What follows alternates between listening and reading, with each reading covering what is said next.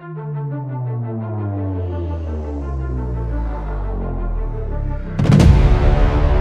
VMTV vai estar à conversa com os cabeças de lista pelo Círculo Eleitoral de Braga com assento parlamentar na Assembleia da República. As ideias e as sugestões que cada partido tem para a região do Minho e para o país. As eleições legislativas 2024 são aqui, na VMTV, Verde Minho Televisão.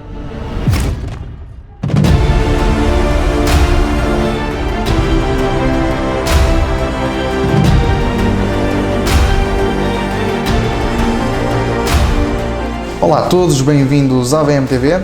Terminamos hoje o ciclo de entrevistas aos candidatos às eleições legislativas 2024 e connosco temos o candidato pelo Partido Socialista, José Luís Carneiro.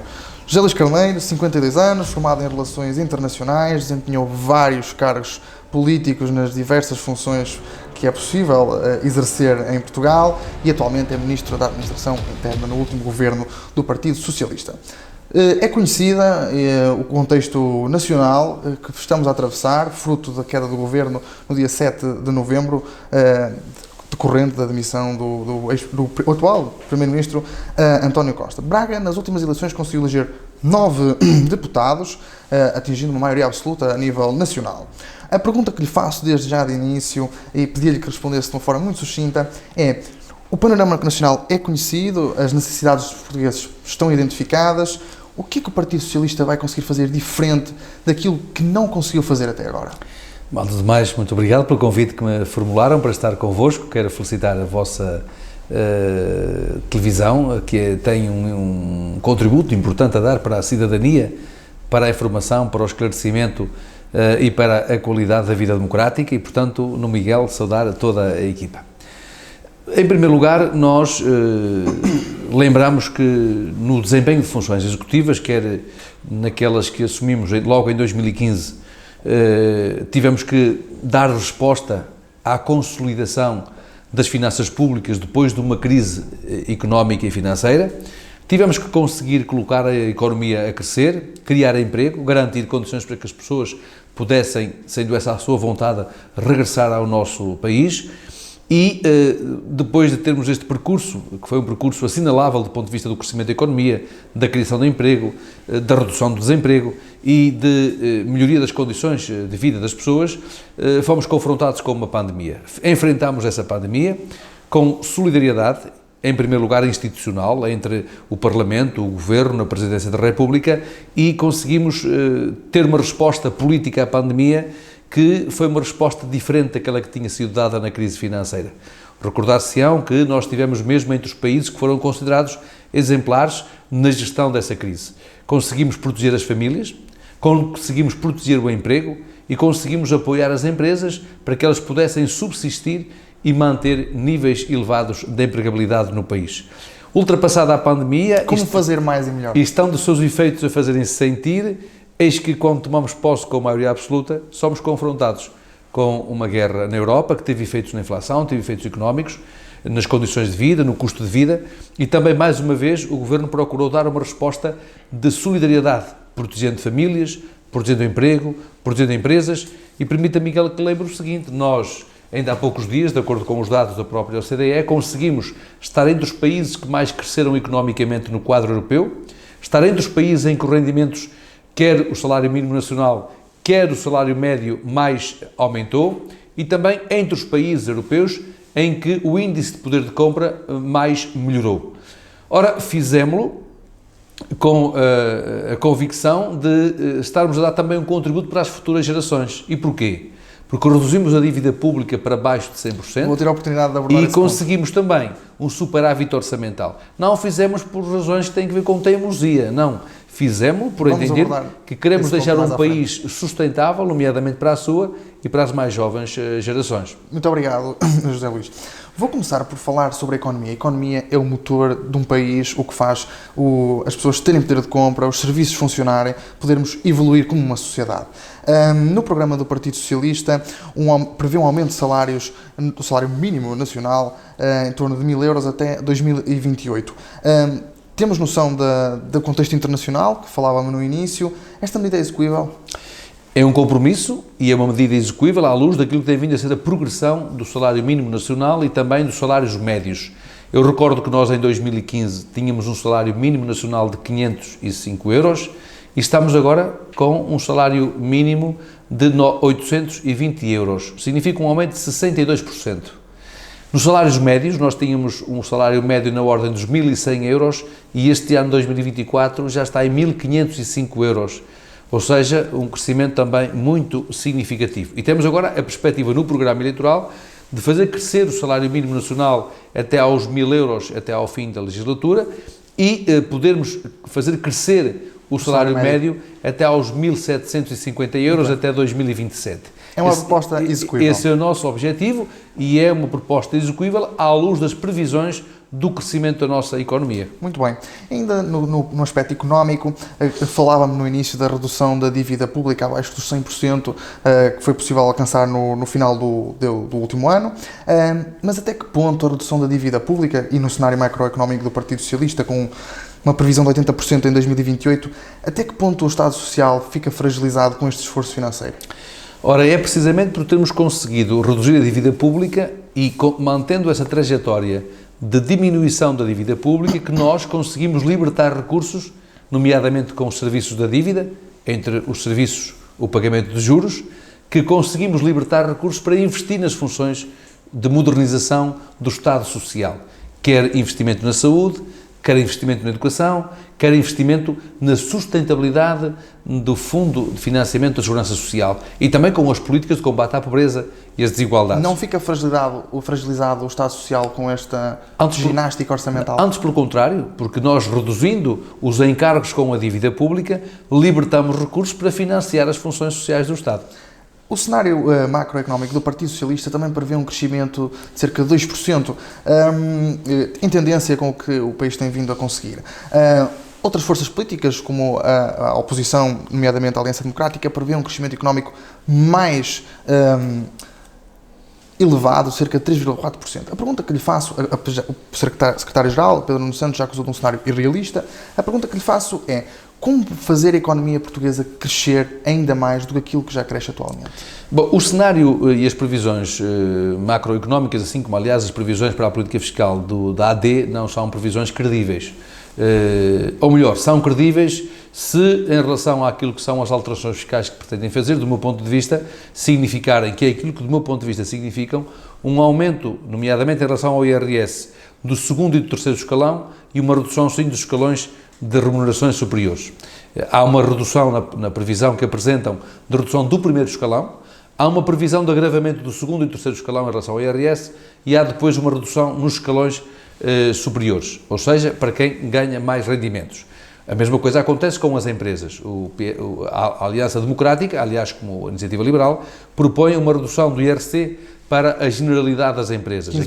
Aquilo que o PS propõe é que as opções de redução da carga fiscal sobre as empresas seja um instrumento de política económica direcionando os incentivos para as áreas em que o país tem que se tornar mais competitivo. Portanto, com isto respondo, portanto, às suas questões. Ou seja, o país tem que enfrentar alguns desafios que são estratégicos. Um dos desafios estratégicos tem que ver com a sustentabilidade energética e, digamos, a diminuição da dependência energética do país, o que se faz quer pelo apoio e pelo investimento nas energias renováveis, mas faz também pela substituição dos combustíveis fósseis em relação à sua base produtiva e à sua base económica. É por isso que nós temos, nomeadamente, incentivos para que as empresas que acompanhem este esforço de transformação da sua base produtiva, tornando-a mais sustentável, têm incentivos a esse objetivo. A segunda dimensão, por exemplo, tem que ver com a capitalização das empresas, ou seja, capitais reinvestidos para, nomeadamente, modernizarem tecnologicamente as empresas, também são, digamos, dimensões que nos importa valorizar. Porquê? Se nós queremos uma economia mais produtiva, nós temos que incorporar mais tecnologia no processo produtivo. Nós não podemos pedir mais aos nossos trabalhadores, porque os nossos trabalhadores já trabalham hoje muitas horas, já têm níveis de produtividade elevados, se comparados com circunstâncias idênticas do ponto de vista da estrutura da economia. Aquilo que nós temos que fazer é incorporar mais inovação, incorporar mais valor na estrutura, na base produtiva e conseguirmos apostar ainda mais, nomeadamente na inserção da nossa estrutura produtiva nas cadeias de valor internacionais. Esse é o caminho que estamos a fazer com a nossa economia. Dou-lhe 2 indicadores muito importantes de confiança na economia do país.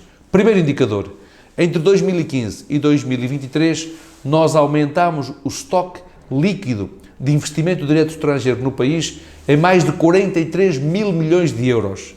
Significa que os investidores internacionais confiam na rentabilidade da nossa economia e na qualidade da produtividade da nossa economia, particularmente nos nossos trabalhadores e nas condições da nossa economia. Segundo indicador muito importante, nós tínhamos previsto alcançar em 2024 e 2025 50% do PIB baseado nas exportações nacionais, porque isto é um sinal de competitividade das nossas empresas nos mercados internacionais. Ora, nós alcançamos já em 2023 os 50% do produto interno bruto com base nas exportações nacionais. E fizemos-lo, e isto é um dado muito relevante, conseguindo que a nossa economia criasse mais 1 milhão de postos de trabalho comparativamente a 2015.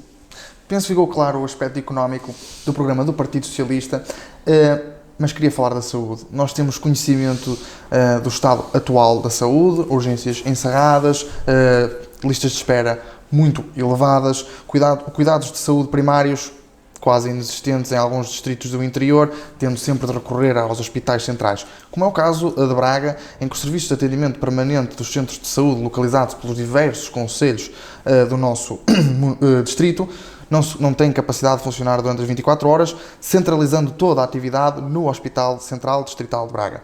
A pergunta que lhe faço desde já é: como reabilitar estes centros de saúde e estes serviços de saúde periféricos para aliviar a pressão dos hospitais centrais? Nós temos uma reforma do Serviço Nacional de Saúde que está em curso. Essa reforma passa, em primeiro lugar, e aquilo que é mais importante em relação à sua questão está na nossa primeira prioridade desta reforma que se encontra em curso, a valorização dos cuidados de saúde primários. Valorizando, em primeiro lugar, a sua boa articulação com os cuidados hospitalares e para quê? Para que haja um bom canal de relação entre aquilo que é o diagnóstico, aquilo que é uma primeira triagem e apenas encaminhamento para os cuidados hospitalares daquilo que se justifique ser encaminhado para os cuidados hospitalares, porque sabemos também que uma das razões pelas quais as urgências hospitalares estão sobrecarregadas é porque cerca de 30% daqueles que recorrem às urgências verdadeiramente não teriam necessidade de recorrer às urgências se os cuidados primários de saúde pudessem dar uma resposta mais adequada. Essa é a razão porque queremos valorizar os cuidados primários de saúde e também os cuidados na comunidade, e nomeadamente os cuidados no domicílio. Além disso, está também no nosso programa eleitoral o objetivo de criarmos algumas especialidades médicas com a regularidade que se justifique nos cuidados primários. E, por exemplo, aqui no caso de Vieira do Minho, nós ainda há poucos dias visitámos o novo centro de saúde, que é um investimento com fundos europeus, mas que são fundos europeus que foram alcançados para o país por parte do governo do Partido Socialista, que direcionou o investimento para o centro de saúde, entre outros, de Vieira do Minho, e que vai ter já uma resposta de saúde oral. É um dos exemplos do investimento da oferta de algumas especialidades médicas nos cuidados primários. Mas temos previsto também serviços de psicologia, temos também previsto cuidados ao nível da saúde materno-infantil e ainda também ao nível da oftalmologia, ou seja, procurando garantir nos cuidados primários determinadas especialidades, tendo em vista evitar a sobrecarga dos cuidados hospitalares.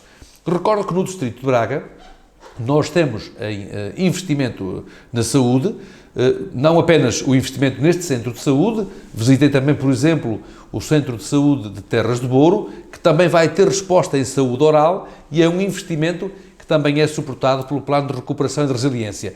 Fizemos obras na urgência do Hospital de Guimarães, que não apenas foi requalificada e aumentou a sua capacidade, como também reforçamos a resposta, nomeadamente na saúde mental e na psiquiatria e no internamento em psiquiatria. Temos em curso o alargamento da resposta do Hospital de Braga, articulado com um futuro projeto de Barcelos para a construção de um novo hospital e que passará também a ter maior capacidade para cirurgias de ambulatório, articulando a capacidade de resposta com o Hospital de Braga. E recordo ainda a resposta que o Governo deu em relação à unidade de hematologia em Guimarães, articulada também com o Hospital de Braga. E, portanto, o reforço da resposta de saúde foi uma das prioridades do Governo, mas há uma reforma que está em curso, que passa nomeadamente por esta melhor articulação entre os cuidados primários de saúde, o reforço da sua capacidade de resposta e também o reforço da autonomia da gestão hospitalar para a contratação de recursos, dispensando as autorizações do Ministério das Finanças e, portanto, dando maior autonomia de gestão às próprias unidades hospitalares. E essas infraestruturas criadas ao longo dos últimos anos da governação socialista precisam de meios, nomeadamente médicos. Uma proposta no programa eleitoral do Partido Socialista refere um regime de dedicação plena. Levantou muita polémica, dava aqui a oportunidade de que concretizasse o que é isto, de uma forma muito breve, do regime de dedicação plena. A dedicação plena trata-se de remunerar mais, que significa aumentar de forma significativa as remunerações dos médicos que tenham uma dedicação ao Serviço Nacional de Saúde e que concentrem a prioridade da sua disponibilidade no Serviço Nacional de Saúde, remunerando mais, que pode chegar até aos 40% do reforço remuneratório para quem se dedique ao Serviço Nacional de Saúde naquilo que é um horário estabelecido como horário adequado a esse serviço. Uma outra mudança que também está em curso tem a ver com o reforço das unidades de saúde familiar. Na medida em que o reforço das unidades de saúde familiar permite criar a intersubstituição entre os médicos, enfermeiros e auxiliares, tendo em vista garantir permanentemente resposta até às 20 horas nos centros de saúde e, portanto, aumentando a cobertura com o médico de família e organizando a resposta dos cuidados primários de saúde, criando as unidades de saúde familiares modelo B, que também remuneram mais os médicos e, portanto, criam melhores condições para a sua fixação nos centros de saúde. Gostaria de mudar o tema da nossa conversa, mas só fazendo uma questão muito breve, nomeadamente com o exemplo da cidade de Braga, com o nosso Hospital Central, que funcionou em PPP até 2015-2016, sendo os relatórios da análise do Tribunal de Contas favoráveis nos aspectos económicos, poupando aos cofres do Estado cerca de 30 milhões de euros por ano. Falamos de infraestruturas em Barcelos, que estão a ser desenhadas. Esses modelos vão ser feitos de forma exclusivamente pública, em parceria público-privada. O PS refere que pretende realizar uma estratégia plurianual de cooperação com o setor privado. Que estratégia é esta? O plano de ação do PS prevê, por um lado, como prioridade o investimento no Serviço Nacional de Saúde e a sua capacitação, a par do esforço que já foi feito ao longo destes anos. Nós reforçamos entre 2015 e 2023 mais de 4,5 mil milhões de euros como transferência do Orçamento do Estado para o conjunto do Serviço Nacional de Saúde, mas reforçar esse investimento para capacitar e modernizar o próprio Serviço Nacional de Saúde, mas ao mesmo tempo contando também com a disponibilidade do setor social e também do setor privado. Não vai ser descartado esse apoio? Não. É contar com essa disponibilidade em termos de complementaridade. Não em termos de... Penso que ficou claro. Pronto, ficou claro. Permita-me, contudo, que fale da parceria público-privada de Braga. De uma forma muito breve. Muito breve. Ontem, por exemplo, um debate que tive com um dos candidatos partidários do Distrito, não foi possível explicar por que razão é que o Estado abdicou daquela parceria público-privada, na medida em que, por exemplo, a parceria público-privada de Cascais se manteve. Porque o privado não quis continuar nos termos em que a parceria estava negociada em termos financeiros e orçamentais. E, fundamentalmente, do que se tratava era de renegociar o contrato para poderem manter a sua disponibilidade. Portanto, não foi o Estado unilateralmente que quis terminar com a parceria, ou seja, foi, digamos, o parceiro privado que entendia que para ficar tinha que ter uma outra remuneração e o Estado entendeu que na defesa do interesse público conseguiria, com os recursos que estavam a ser exigidos, fazer o mesmo ou mais com os recursos disponíveis. Fica esse esclarecimento a quem nos vê, e não aumentando muito mais o nosso tempo, que já vai longo, pedir-lhe o poder de síntese nos próximos temas que vamos abordar, nomeadamente a educação. Também temos noção da falta de professores, com cerca de 3.500 docentes no ano passado que se aposentaram. O Partido Socialista refere no seu plano aumentar a atratividade no início de carreira para os novos professores. Como concretizar isto de uma forma muito breve? De forma muito breve, mas também lembrando uma outra nota. No programa do PS para a saúde está, nomeadamente, o reforço da formação de mais médicos.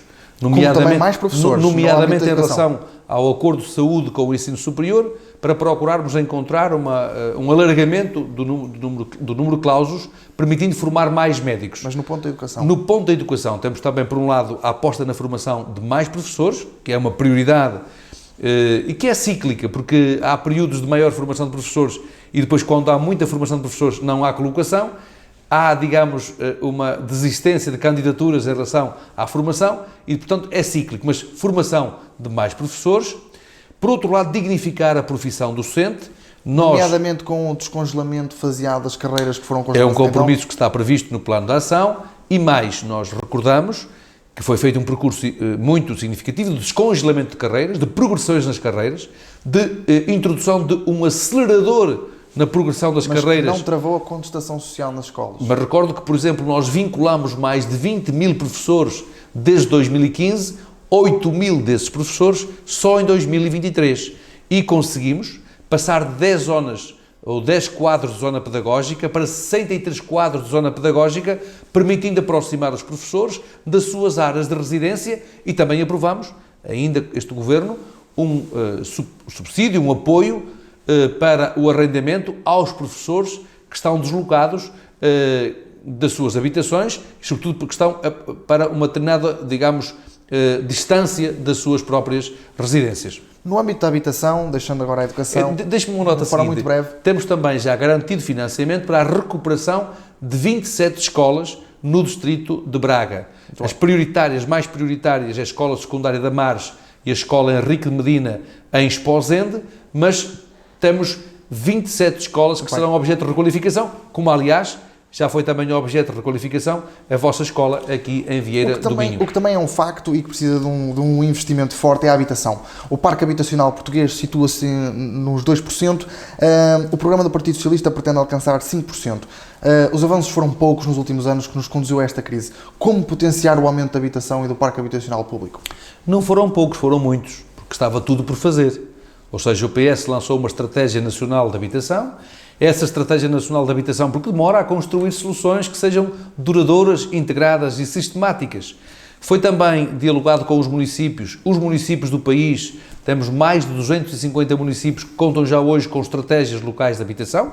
No distrito de Braga, todos os 14 municípios têm estratégias locais de habitação e têm já a garantia de mais de 200 milhões de euros de financiamento do Plano de Recuperação e de Resiliência para financiar esses esforços de construção de habitação, ou renovação, ou requalificação, quer para as mais jovens gerações, quer para as classes médias, quer também para as pessoas com maior fragilidade económica e social. Para além das poucas habitações disponíveis no parque habitacional, também temos o problema de acesso às rendas, com os preços elevados, fruto do mercado português atualmente. O Partido Socialista, no seu programa, propõe aqui a introdução de uma entidade, para além de uma entidade de fiscalização do arrendamento, uma revisão na forma de cálculo para a atualização das rendas, incluindo a evolução dos salários, nos critérios de atualização, em anos com inflação superior a 2%. É suficiente esta medida para evitar que as rendas continuem a subir de forma descontrolada? Não é suficiente e por isso é que ela não é única. Essa é uma das várias medidas de resposta em relação à habitação. A primeira resposta está no aumento do parque público de habitação. O objetivo é alcançar 5% de oferta pública de habitação, aproximando-nos dos países europeus. Em segundo lugar, atuar sobre a pressão na procura, nomeadamente com o fim dos vistos gold, que foi também já uma das decisões do Governo, porque nos vistos gold estava, digamos, também muita especulação de fundos financeiros que acabavam por significar uma pressão sobre o imobiliário nos grandes centros urbanos e menor disponibilidade, portanto, de espaço para arrendamento, e também o fim do regime fiscal para cidadãos não residentes, que foram medidas que, digamos, permitiram arrefecer a procura nos grandes centros urbanos e é uma das também variáveis que tem que ser tida em consideração. Por outro lado, há o apoio ao arrendamento, que também está em curso, e também medidas de majoração fiscal para efeitos de apoio ao arrendamento, a par das estratégias locais de habitação que estão em curso e que já estão a produzir resultados. Por exemplo, nós estamos aqui no Distrito de Braga, há dias estive em Vizela, foram 40 habitações que foram compradas com o apoio do Plano de Recuperação e de Resiliência, que já está já estão colocadas à disposição do mercado. O Conselho de Braga tem já várias centenas de alojamentos que estão também a ser objeto de requalificação. Por exemplo, alojamento para os estudantes. Temos neste momento cerca de 1.400 alojamentos para estudantes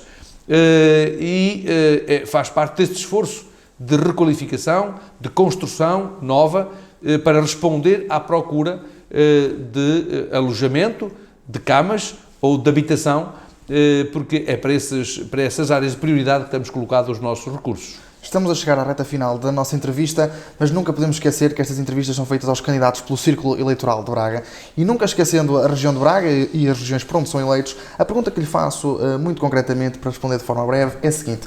O Distrito de Braga é formado por um quadrilátero muito forte de indústria. O Plano Ferroviário Nacional contempla ligações para esta região de mobilidade e não só neste quadrilátero, mas refiro-me também à comunidade intermunicipal do Ave, no âmbito dos concelhos de Póvoa de Lanhoso, Vila do Minho e Guimarães, que têm acessos muito deficitários. Como corrigir estas necessidades do Distrito de Braga?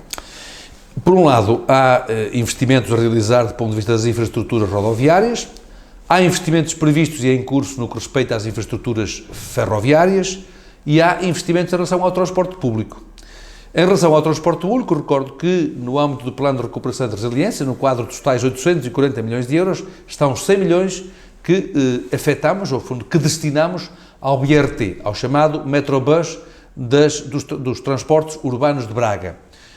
Julgo que há aqui um caminho que se pode fazer do ponto de vista legislativo para que estes transportes urbanos possam também ter uma função de coesão territorial, alargando o seu âmbito de atuação na relação com municípios, não apenas do quadrilátero, mas também com municípios mais periféricos. Por exemplo, a relação entre Braga e Vila Verde. Para dar um exemplo que é mais concreto. Vila Verde, cuja estrada 101 foi também requalificada por este Governo, foi requalificada em termos de pavimentação, há vontade em termos futuros de construir uma variante, mas entendemos, e tivemos esse diálogo com o Sr. Presidente da Câmara de Braga e com o Sr. Presidente da Câmara de Vila Verde, no sentido de podermos ter uma resposta de transporte público com maior regularidade, criando, portanto, balanceamento entre quem vive nos territórios semi-urbanos ou interiores com os territórios mais urbanos. Por outro lado, está em curso também um plano estratégico de transporte e de mobilidade no quadrilátero para responder às necessidades de acesso ao emprego, de acesso às universidades, ao politécnico, de acesso aos bens e serviços públicos essenciais, sejam eles de educação, sejam eles de saúde, e, portanto, essa é também uma das nossas prioridades. E permita-me que refira, porque é muito relevante para a região, tem que ver com a articulação, com a boa articulação e a boa cooperação que tem vindo a existir entre as instituições do ensino superior, de investigação e de conhecimento, com a estrutura económica e com a estrutura social, para aplicar à economia e à sociedade o saber, a investigação e o conhecimento que é desenvolvido quer pela Universidade do Minho, quer também pelo Instituto Politécnico do Cávado e do Ave. Num minuto, sei que vai ser difícil, mas a regionalização assume um papel importantíssimo. O PS defende esse processo no seu programa, mas a pergunta que lhe faço é, até então a regionalização foi feita, mas os meios, os recursos financeiros das competências que foram atribuídas às câmaras municipais nem sempre foram suficientes. Isso vai ser para alterar? Houve um reforço de meios das câmaras municipais imenso. Os municípios queixam-se que muitas vezes não têm capacidade para assumir as competências que lhes são descentralizadas. Veja, nós hoje fizemos um percurso imenso entre 2023 entre 2015 e 2023, imenso no que respeita às transferências financeiras, quer para os municípios, quer para as freguesias. Mas recordo que na nossa prioridade está consolidar o processo de descentralização para os municípios e comunidades intermunicipais, por um lado. Segundo, consolidar o processo de integração nas comissões de coordenação e desenvolvimento regionais, os poderes desconcentrados do Estado, na educação, na cultura, no emprego, na formação profissional, na agricultura, e integrar, consolidar esse processo de integração nas comissões de coordenação e depois avançarmos para o referendo à regionalização, tendo em vista dar aos poderes regionais uma legitimidade democrática e aproximar a decisão dos cidadãos, transformando e qualificando a nossa democracia. Para terminar, a pergunta que lhe faço, como se vê no dia 11 de março, com o Partido Socialista com uma vitória nas eleições? Esse é o nosso objetivo, esse é o nosso desejo.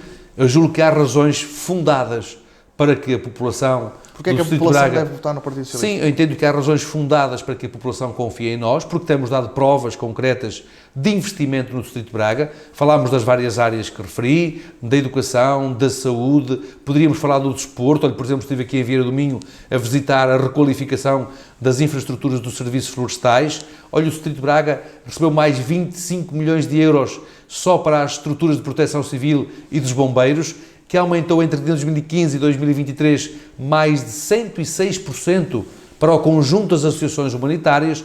Poderia falar dos investimentos no novo quartel em Guimarães da GNR, nas obras de requalificação da esquadra da PSP em Famalicão, daquilo que está previsto em relação à modernização do posto territorial da GNR em Vizela, ou em Terras de Douro, ou no Gerês, mas poderia falar-lhe, por exemplo, também daquilo que são os investimentos na Justiça, em que o Governo de Proximidade decidiu investir aqui no Distrito de Braga, nomeadamente no novo Tribunal de Braga, no novo Tribunal de Guimarães, no novo Tribunal Administrativo e Fiscal de Braga, mas também nas próprias instalações da Polícia Judiciária. Ou seja, há razões em todas as áreas de desenvolvimento para que a população das diferentes comunidades dos 14 municípios do Distrito de Braga possam confiar em nós no dia 10 de março, e é esse o apelo que faço aos habitantes do Distrito, é que confiem naqueles que se propõem a representar o Distrito de Braga.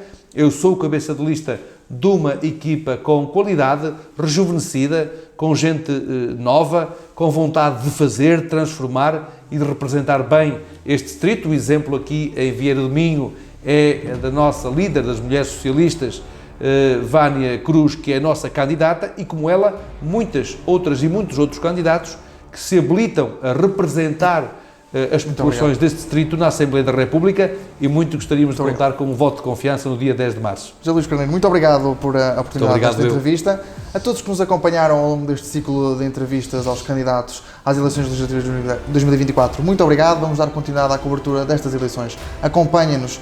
Também vou deixar aqui a ressalva que todas as forças políticas foram convidadas para estas entrevistas, à exceção da não demonstração de disponibilidade por parte da Iniciativa Liberal de participar neste ciclo de entrevistas. Muito obrigado a todos por nos terem acompanhado.